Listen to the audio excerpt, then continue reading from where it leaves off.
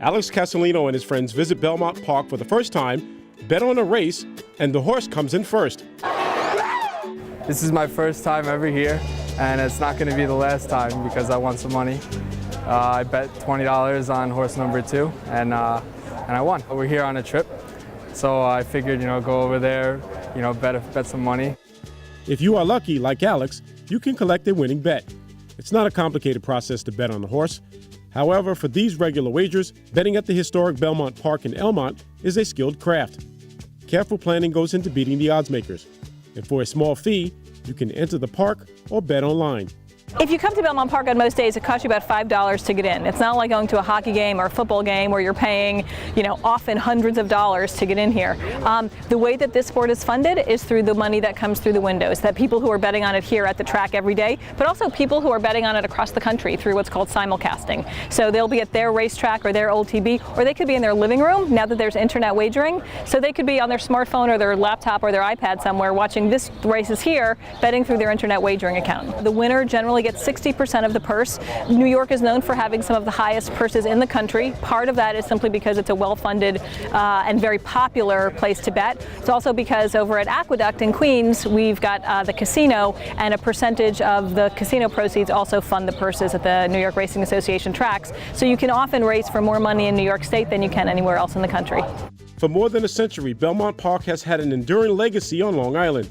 The most celebrated race at Belmont is the Belmont Stakes, the final race of the Triple Crown, following the Kentucky Derby and the Preakness. The Belmont Stakes has actually been run since the 19th century, and it was first begun at a racetrack that no longer exists that was up in the Bronx, and was named for August Belmont, who was one of the founders of organized horse racing in New York State, which has been here since 1905. This was an estate on Long Island, and this has existed very much the way it looks today for over 100 years. The winning horse of the Kentucky Derby, the Preakness, and the Belmont Stakes is the winner of the Triple Crown. Although several horses have come close, there hasn't been a Triple Crown winner since 1978.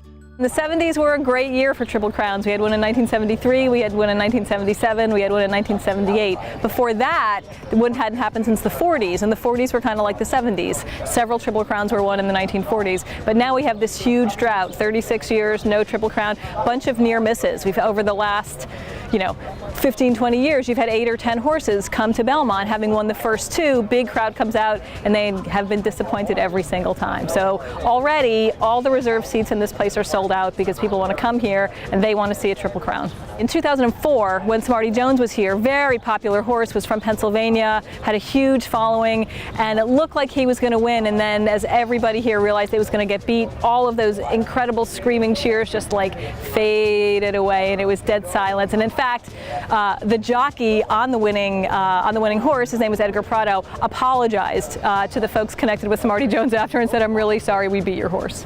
Each jockey that rides a horse at the Belmont walks around the historic tree in the paddock for a 10-minute warm-up and for good luck. Nobody's exactly sure how old this tree is, but it has been here as long as Belmont Park has been here. It's a really treasured kind of sacred place. It's here in the middle of the walking ring at Belmont, which is where all the horses warm up. So any horse that has ever run in the Belmont Stakes here has walked around that tree. It's old and it's wounded. It's kind of being held together by a little bit of machinery over there, but it's kind of an iconic figure, and many logos of Belmont Park included. Horses come here before every race. They get saddled right behind me, and they will do 1 or 2 turns around this little track, and they're warming up. They're athletes, just like a basketball player or a runner will do some stretching and some warming up to limber up before they compete. That's what the horses do when they're in here. It also allows the people who are betting on them a chance to take a look at them. How do they look? Do they seem keyed up? Are they relaxed? Are they energetic?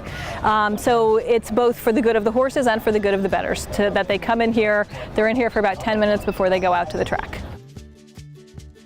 For more information on the rich history at Belmont Park and the Belmont Stakes, go to belmontstakes.com. For Push Pause in Elmont, this is Archie Snowden.